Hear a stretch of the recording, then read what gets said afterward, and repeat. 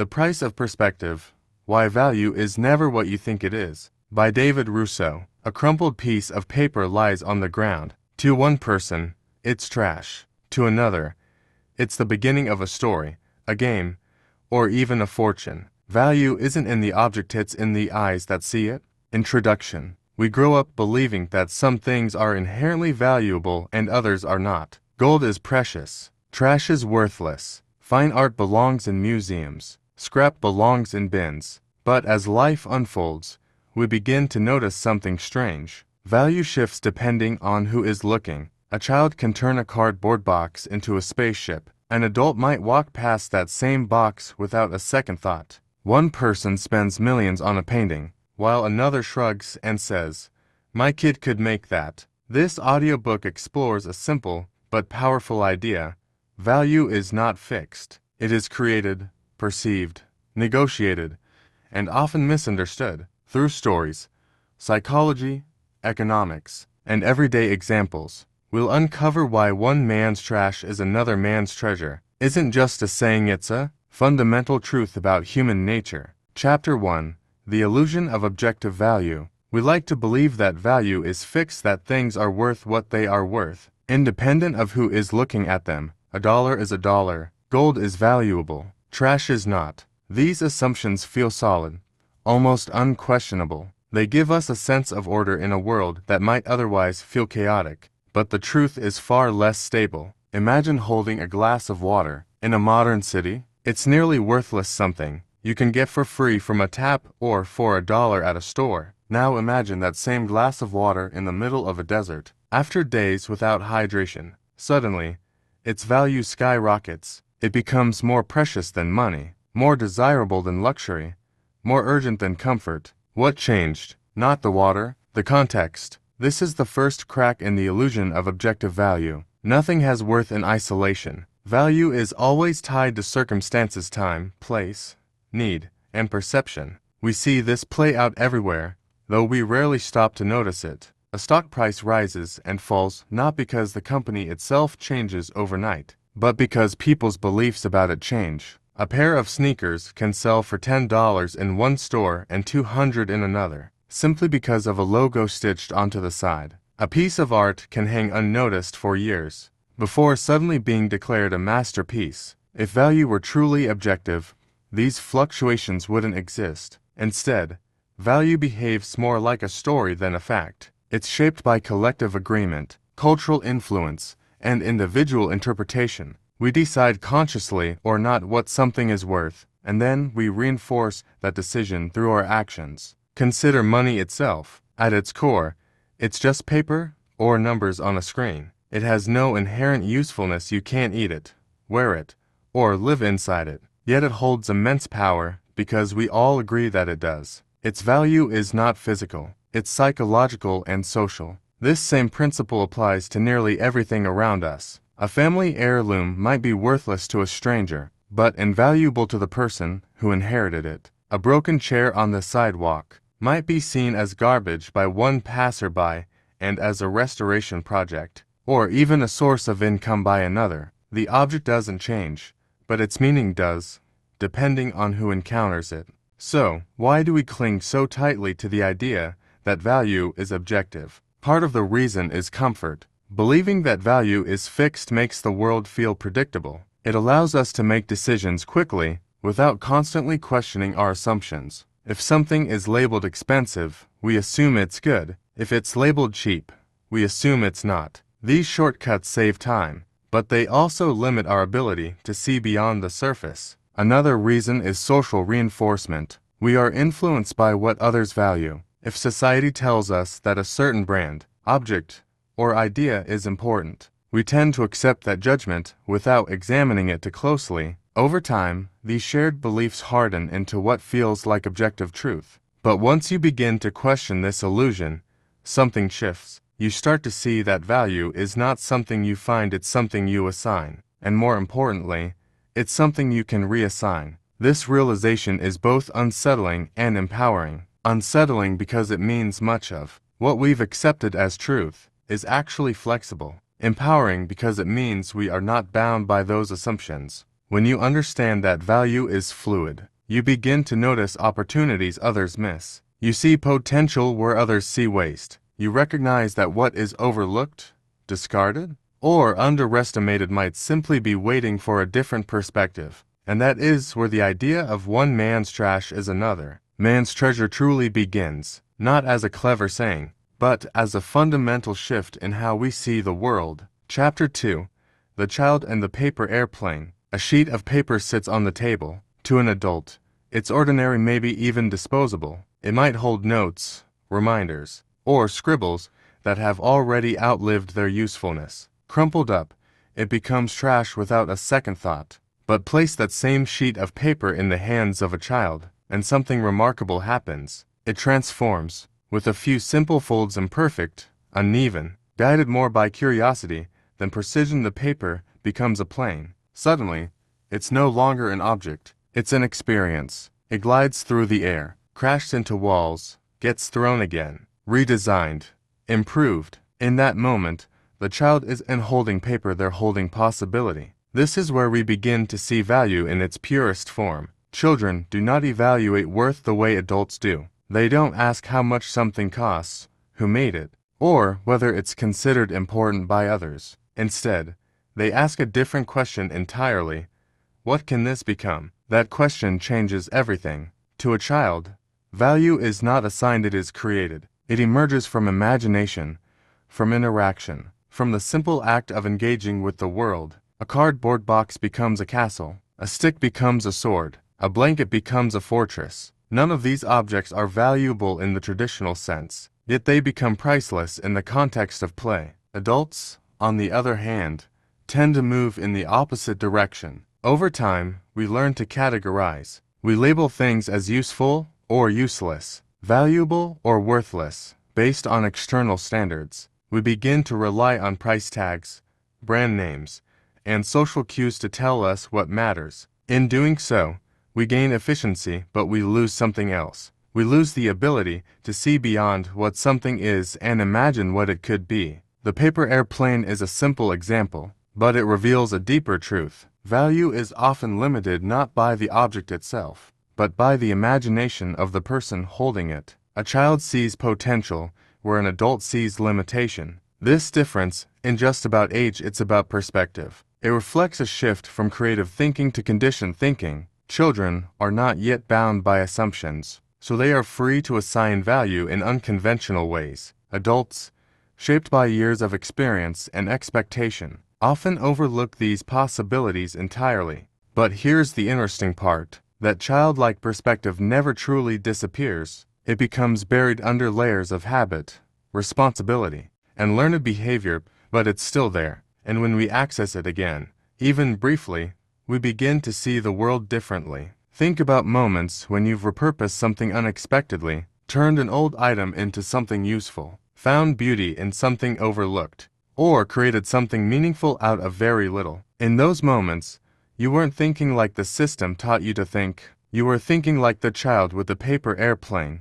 You were creating value instead of merely recognizing it. This chapter is not about glorifying childhood or rejecting adulthood. It's about recognizing that the way we once saw the world still holds power. The ability to assign value creatively is not something we outgrow. It's something we forget to use, and in forgetting it, we limit ourselves. Because the truth is, the world is full of paper airplanes, objects, ideas, and opportunities that appear insignificant at first glance. Whether they remain worthless or become something extraordinary depends entirely on perspective. The child doesn't see trash. The child sees what's possible. Chapter 3.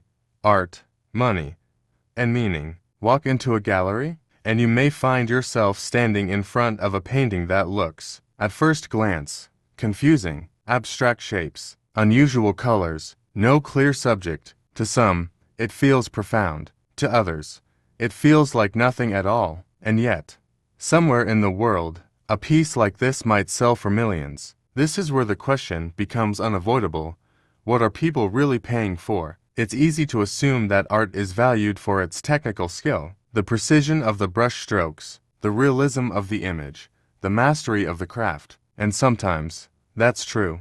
But often, especially in modern and abstract art. The value goes far beyond what the eye can immediately understand. Art is not just about what you see. It's about what you feel, what you know, and what you believe. A painting carries a story. It holds the identity of its creator, the time period it emerged from, the ideas it represents, and the conversations it has sparked. When someone pays a high price for a piece of art, they are not simply buying an object, they are buying meaning, history, and, in many cases, status. Consider this: if an unknown artist created a painting identical to a famous one, would it hold the same value? In most cases, the answer is no. The difference is not in the paint or the canvas. It's in the name attached to it, the recognition it carries, and the narrative that surrounds it. The artist's reputation becomes part of the artwork itself, adding layers of perceived worth that cannot be separated from the physical piece.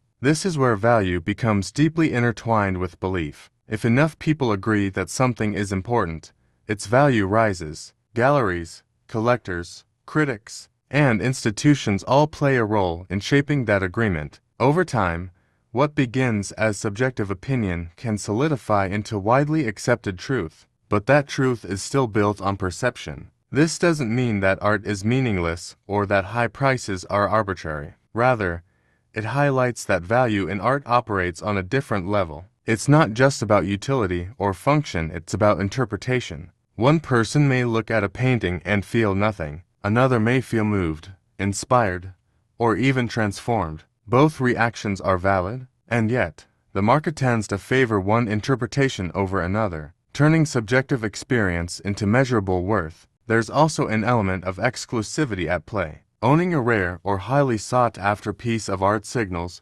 something to others. It communicates taste, wealth, and access. In this sense, the value of art extends beyond the individual and into the social world. It becomes a form of language, a way of saying, "This matters, and I am connected to it." But here's the paradox. The same painting that hangs in a prestigious gallery could leave someone else completely unmoved. A child might glance at it and walk away, uninterested, preferring instead to draw their own picture with bright crayons and bold imagination. Who, then, is seeing its true value? The answer is both of them, because value, especially in art, is not something that exists independently of the observer. It is created in the interaction between the object and the person experiencing it. Without that interaction, without someone to see, interpret, and respond, value has nowhere to live. This brings us back to the central idea. One person's treasure may mean nothing to another. Art simply makes this truth more visible. It shows us that value can be emotional, cultural, and symbolic, not just practical. It reminds us that what we choose to value says as much about us as it does about the object itself. And perhaps most importantly, it challenges us to ask a deeper question. Are we valuing things because they truly mean something to us, or because we've been taught that they should? Chapter 4: Scarcity versus Abundance. If value were based purely on usefulness, the world would look very different. It would be the most expensive resource on earth.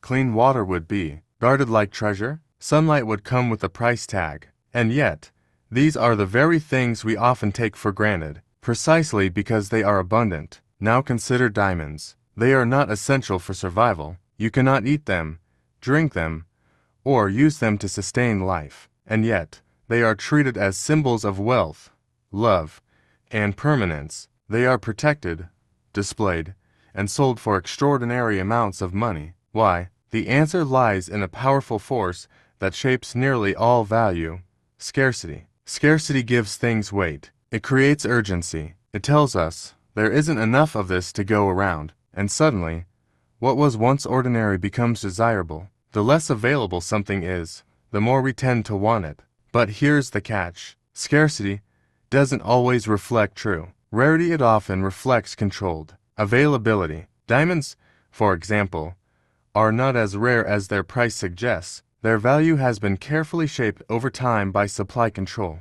marketing, and cultural messaging. The idea that a diamond is a necessary symbol of commitment wasn't inevitable. It was constructed, reinforced, and eventually accepted as truth. This reveals something important. Scarcity is not just a physical condition. It's also a psychological one. When we believe something is limited, we assign it more value. This is why limited edition products sell out quickly, why exclusive memberships feel desirable, and why people rush to get what they think others might take. Scarcity creates competition, and competition amplifies value. On the other side of this equation is abundance, the quiet, often overlooked counterpart. When something is abundant, we tend to undervalue it, not because it lacks importance, but because it lacks urgency. There is no fear of missing out, no pressure to act, no sense that it might disappear, and so, we ignore it. This is one of the great paradoxes of value. The things we need most are often the things we value least. Time is a perfect example. We all have it until we don't. In our daily lives, it can feel abundant, something we spend freely without much thought. But in moments of crisis or reflection, its true value becomes clear. Suddenly, every second matters. What once felt endless reveals itself to be finite. The same can be said for relationships, health, and opportunity. When they are present, we assume they will remain. When they are threatened or lost, their value becomes undeniable. Scarcity has a way of sharpening our awareness. It forces us to pay attention, but it can also distort our judgment. We may chase things simply because they are hard to obtain, not because they genuinely matter to us. We may overlook what is readily available, assuming that if it were truly valuable, it wouldn't be so easy to access. This is where perspective becomes crucial. Understanding the role of scarcity allows us to step back and question our instincts. Are we valuing something because it is truly meaningful or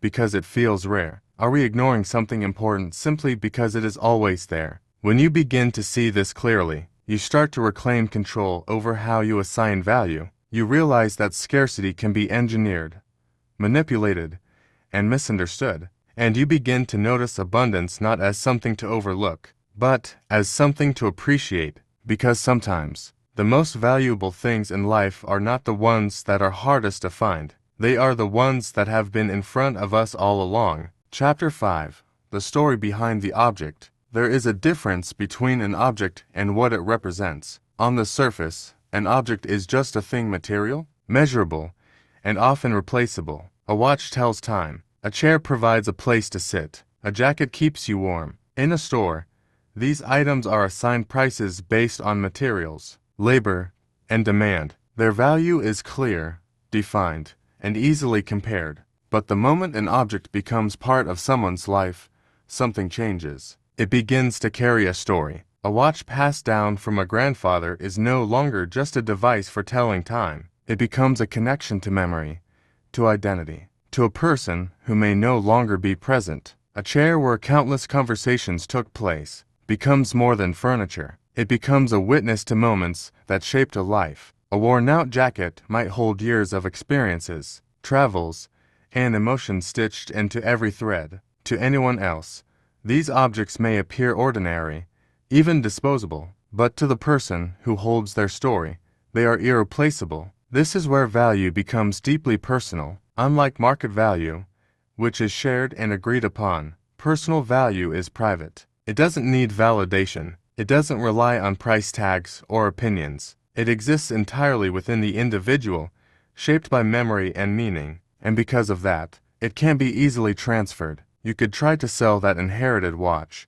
but no beer would ever pay what it's truly worth to you, not because they are unwilling, but because they cannot access the story that gives it value. Without that story, it becomes just another object in a display case. This gap between external value and internal meaning explains why people often hold onto things others would throw away. It's not irrational, it's human. We attach meaning to objects because they anchor us. They remind us of who we are, where we've been, and what we've experienced. In a world that is constantly changing, these objects provide a sense of continuity, a physical link to moments that would otherwise exist only in memory. But there's another side to this. Sometimes, the stories we attach to objects can weigh us down. We keep things not because they serve us, but because we feel they represent something we are afraid to lose: an identity, a relationship, a version of ourselves. Over time, these objects can accumulate,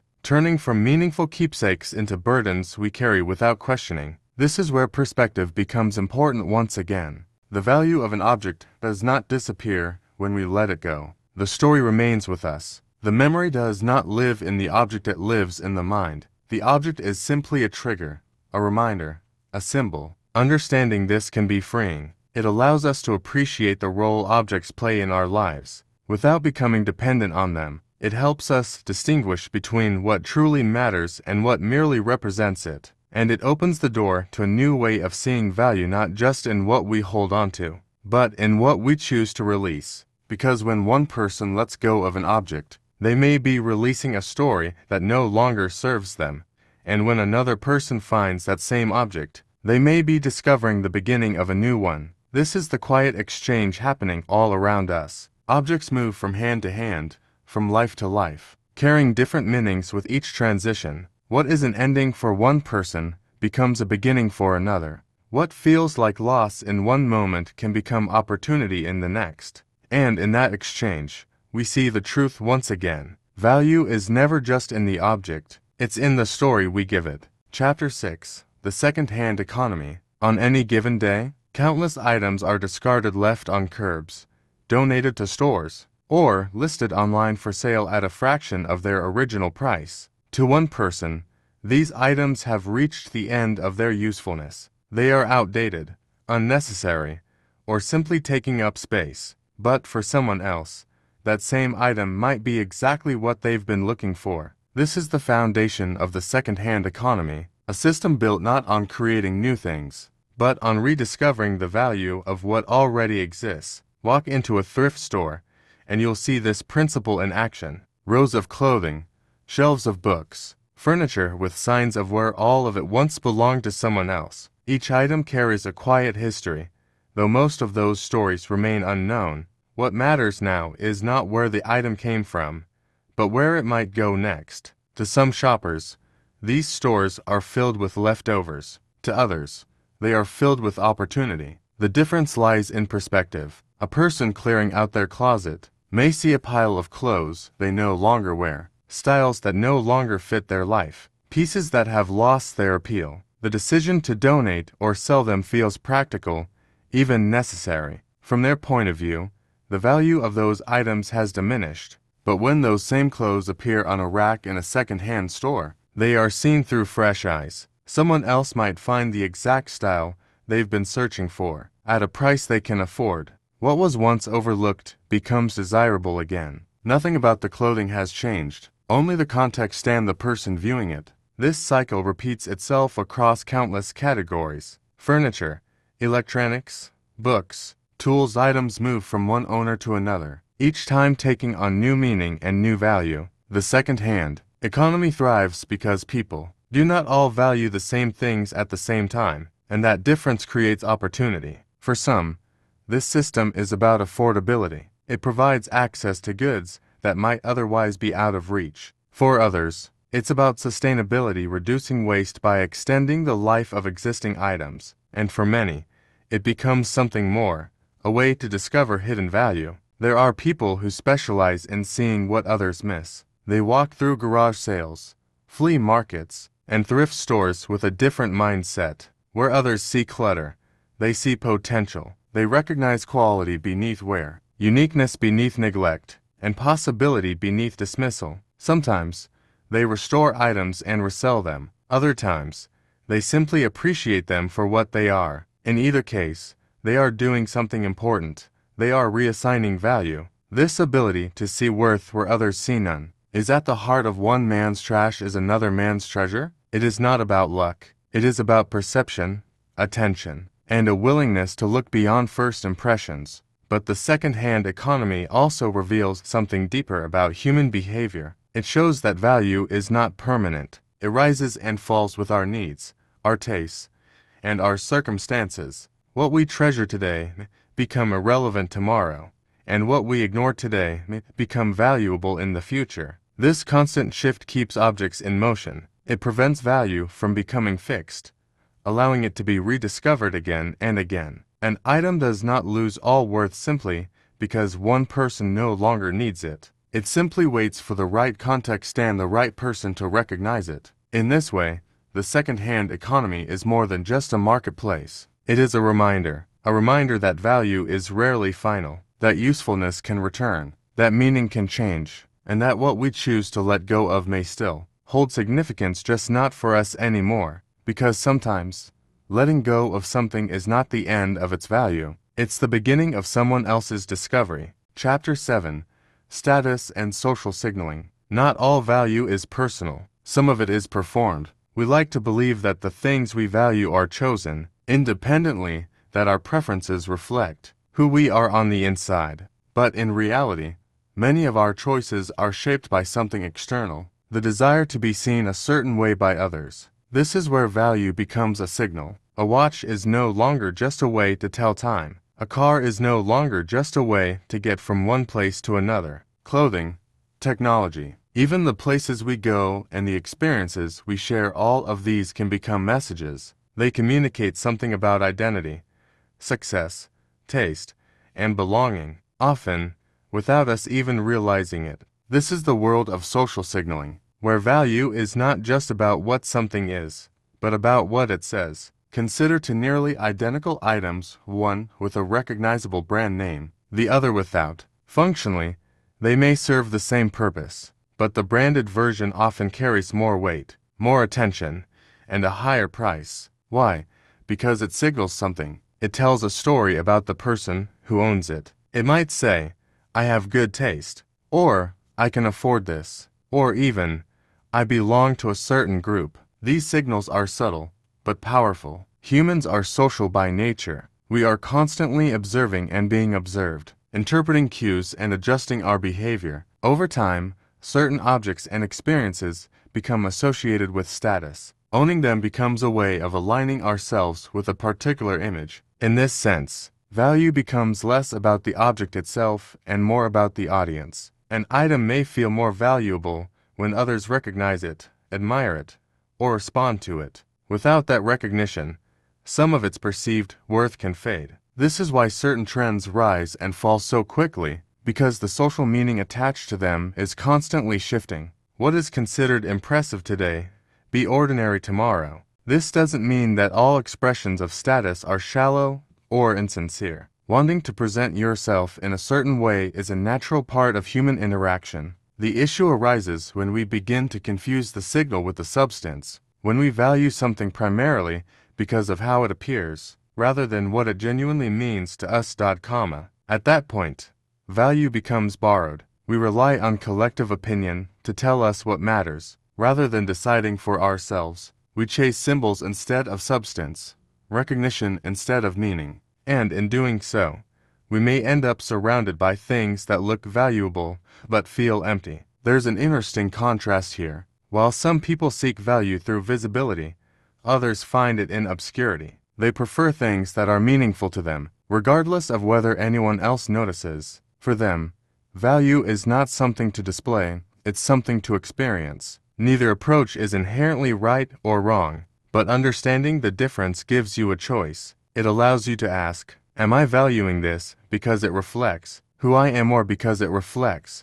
how I want to be seen? That question can be uncomfortable, but it is also clarifying, because once you recognize the role of social signaling, you begin to see it everywhere. You notice how value can be amplified by attention, how perception can outweigh function, and how easily we can be influenced by the opinions of others. And more importantly, you begin to separate what truly matters to you from what merely appears to matter. In a world where so much value is shaped by perception, this awareness becomes a form of independence. It allows you to step outside the cycle of comparison and define value on your own terms. Because in the end, the most meaningful things are not always the ones that make the strongest impression on others. They are the ones that make the strongest impression on you. Chapter 8. Waste in a World of Need. Every day, perfectly usable things are thrown away. Food that could feed families is discarded at the end of a business day. Clothes that are still wearable are pushed aside for newer styles. Furniture, electronics, and tools items that still serve a purpose are left on curbs or buried in landfills. At the same time, somewhere else, someone is searching for those exact things. A family struggles to afford groceries, A student needs a desk to study. A worker needs clothes for a job interview. The gap between what is wasted and what is needed is not small, it is vast. And yet, it exists. This is one of the clearest, most tangible examples of one man's trash is another man's treasure, not as an idea, but as a reality shaped by geography, access, and circumstance. So, why does this happen? Part of the answer lies in convenience. It is often easier to throw something away than to find someone who needs it. Disposal is immediate. Redistribution requires effort. And in fast-moving lives, effort is something we tend to minimize. Another part lies in perception. When we no longer need something, its value drops sharply in our minds. We stop seeing its usefulness because it no longer serves us. The object hasn't changed, but our relationship to it has. And once that relationship ends, it becomes easier to label the item as waste. But that label is not universal. It only reflects a single point of view. In another context, with another person, the same object can take on entirely different meaning. A bag of surplus groceries becomes relief. A discarded chair becomes a place to rest. A used laptop becomes access to education, communication, and opportunity. This disconnect reveals something important. Waste is often not about the condition of an object, but about the conditions surrounding it. Where there is excess, things are overlooked. Where there is scarcity, those same things are valued. And yet, these two worlds exist side by side. Bridging that gap is not always simple. It involves systems, logistics, awareness, and willingness. But even on an individual level, the awareness alone can change behavior. When you begin to see the potential value in the amount you might otherwise discard, your decisions start to shift. You pause before throwing something away. You consider who else might use it. You recognize that your extra might be someone else's essential. This shift is not about guilt, it's about perspective. It's about understanding that value does not disappear. When your need for something ends, it simply moves. It waits to be recognized again in a different context, by a different person. There is also a deeper layer to this idea. Waste is not limited to physical objects. We waste time, skills, ideas, and opportunities in similar ways. Things that could create value go unused because they are overlooked, underestimated, or dismissed too quickly. The pattern is the same. We fail to see value because we are not in the right position to recognize it. But once you become aware of this pattern, you begin to notice it everywhere. You see how easily value can be lost not because it no longer exists, but because it is no longer seen. And that awareness creates a choice to look more closely, a choice to think more broadly, a choice to recognize that what appears to be waste may still hold purpose. Because in a world where so much is discarded and so much is needed, the line between trash and treasure is not as clear as it seems. It is drawn and redrawn by perspective. Chapter 9.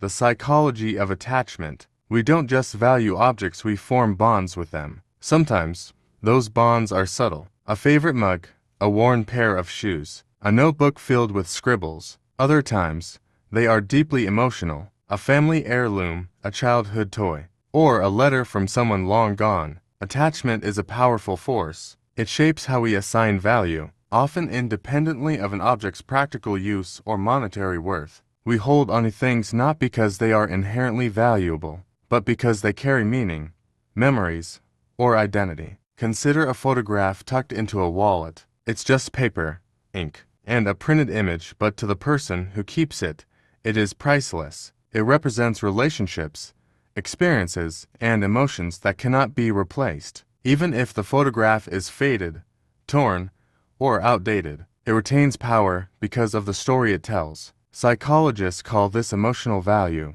and it operates differently from market value. While we can quantify the price of goods in dollars, emotional value is subjective, often irrational, and deeply personal. Losing an object with high emotional value can feel like losing a piece of ourselves, which explains why some people struggle to part with things others would discard without a second thought. Attachment is also shaped by habit and familiarity. Objects that are present in our daily lives become extensions of ourselves, quietly integrating into routines and identities. A favorite jacket isn't just clothing, it's comfort, familiarity, and self-expression. A specific pen, and just for writing, it is part of the ritual of thought, planning, or creation. These items become anchors, grounding us in a world of constant change. This attachment can sometimes lead to overvaluation. We may hold on to things far beyond their usefulness or physical condition, resisting disposal because of the mental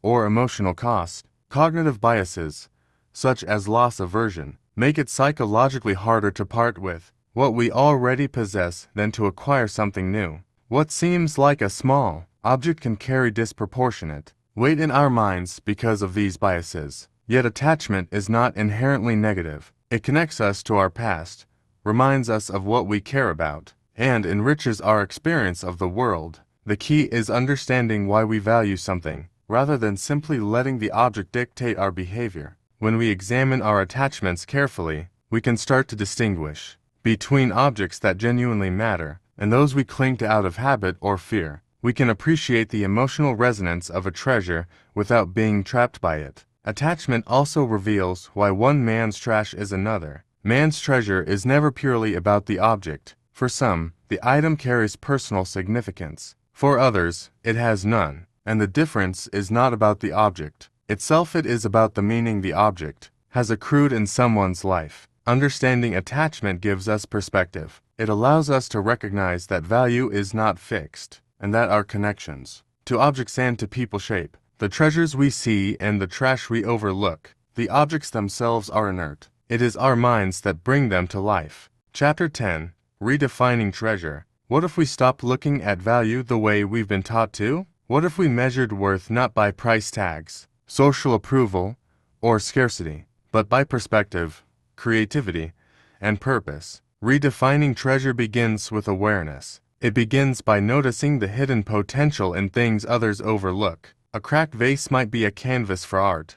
A forgotten notebook might hold ideas that change a life. A discarded piece of wood might become a toy, a tool, or even a business. The possibilities are endless, but only if we are willing to see them. This shift requires questioning assumptions. Why do we consider some things valuable and others worthless? How much of that judgment comes from habit, authority, or social influence? When we pause and examine these assumptions, we realize that value is rarely intrinsic. It is assigned, interpreted, and often misunderstood. Redefining treasure also requires imagination. The child with the paper airplane shows us this clearly. Value is created through engagement and perspective, not by what an object is. Adults often forget this simple truth, but it remains accessible to anyone willing to look beyond surface appearances. There is also an ethical dimension. When we recognize the potential in what others discard, we gain the opportunity to reduce waste, extend usefulness, and share abundance. What one person deems useless can transform another person's life. In this sense, redefining treasure is not only a personal choice, it can be a social responsibility. Redefinition does not mean ignoring market forces or dismissing practical value. It does not mean we stop caring about money, quality, or effort. It means expanding our sense of what counts as worthwhile. It means seeing opportunities where others see nothing, and understanding that meaning and utility can coexist in unexpected ways. Perhaps the most important part of this process is internal, learning to value what matters to you, regardless of what others think. The millionaire and the child, the collector and the student, the person who discards and the person who discovers, all assign value differently. Recognizing this allows us to define our own treasures without being enslaved to external expectations. Ultimately, redefining treasure is about perspective. It is about choosing to see potential, creativity, and meaning where others see waste. It is about noticing that the line between trash and treasure is drawn not in objects, but in minds. When you embrace this perspective, the world changes. Everyday objects become opportunities. Overlooked ideas become innovations. Forgotten places become sources of connection and inspiration. The ordinary becomes extraordinary not because the objects themselves change, but because you have changed the way you see them. In this new way of seeing, treasure is everywhere. It is in the hands of those who notice. It is in the imagination of those who create. And most importantly, it is within you. Once you see it, there is no going back. Conclusion. seeing the world anew. Throughout this journey, one lesson has become clear. Value is not fixed. It is fluid, personal, and context-dependent. What one person discards as worthless, another may embrace as priceless. What seems ordinary today can become extraordinary tomorrow. The world is full of potential treasures if we know how to see them. We've explored value from many angles. The child with the paper airplane who sees possibility where adults see paper. The abstract painting that evokes millions in the eyes of some and nothing in the eyes of others. The second-hand economy that turns yesterday's discards into today's essentials. Each example reinforces the same truth. Worth is not inherent. It is created, discovered, and sometimes rediscovered. The implications are profound. Seeing value differently changes how we interact with the world. It shifts our relationship with objects, with money, and even with people. We become more attentive, more imaginative, and more compassionate. We notice opportunity where others see waste, and we recognize that what is dismissed by one person may be indispensable to another. This perspective also empowers action. It allows us to challenge the assumptions that guide our consumption, our decisions, and our judgments. It encourages us to look beyond the surface, to explore hidden potential, and to consider the stories that objects and people carry. When we see through this lens, the world becomes less rigid and more dynamic, full of possibilities we might otherwise overlook. Ultimately, the phrase "one man's trash is another man's treasure" is not just a saying, it is a mindset. It reminds us that value is not absolute, that perspective matters, and that meaning is often a matter of choice. By cultivating awareness, imagination, and empathy, we can assign worth more thoughtfully, find beauty in unexpected places, and create treasures from what others ignore. The challenge is simple, yet profound: to see differently, to notice potential, to honor stories, and to recognize that what seems insignificant may hold extraordinary value if only we open our eyes. In learning to do this, we do more than find treasure. We transform the way we experience the world. We become, in a sense, treasure seekers not just of objects, but of opportunity, meaning, and connection. And that is the ultimate reward. A world in which nothing is truly wasted, and everything has the possibility of becoming something precious.